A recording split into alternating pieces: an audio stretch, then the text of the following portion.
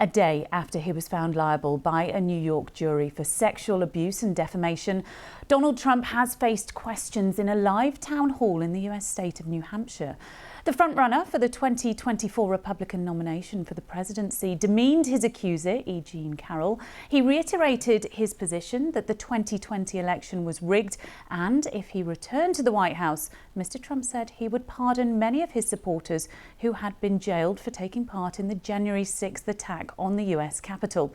This is his response to a question about the Carroll verdict. My poll numbers just came out, they went up. Okay. I think I'm the only person in history who had a charge like that. And usually you leave office, you say, I'm sorry, but I'm going to back home. I'm back home to my family and everything. I'm going to be resigned. My poll numbers went up, and they went up with the other fake charge too. Because what's happening is they're doing this for election interference. This woman, I don't know her. I never met her. I have no idea who she is. Well, earlier, our North America correspondent Peter Bowes gave his summary.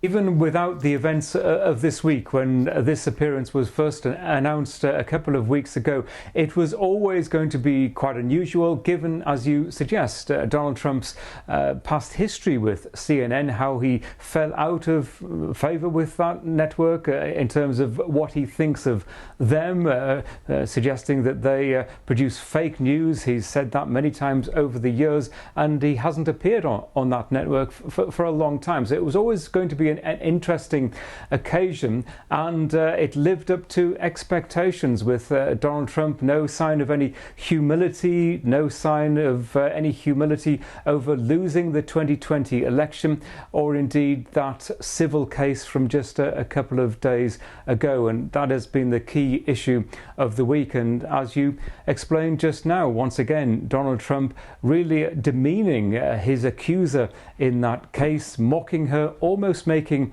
a comedy routine out of the very serious claims that she made against him. And of course the jury sided with her in terms of its verdict, and in terms of damages, $5 billion against Donald Trump. He thinks the 2020 election was rigged. He talked about that day on January the 6th, how he addressed his supporters, who he described as having love in their hearts. It was a beautiful day, according to him. And yes, saying that if elected to the White House again, he would consider pardons for many of those supporters who've been convicted in relation to the attack on the Capitol building. So this was the Donald Trump that many of his supporters have come to know very well and to love for those attitudes that he has held for a long time. The fact that he doesn't produce a U-turn, he sticks to his guns, and that's exactly what we saw. This is Donald Trump repeating many of the views that we've heard from him, not only when he was president, but since leaving the White House, and his supporters getting what I think they wanted and what they expected from him.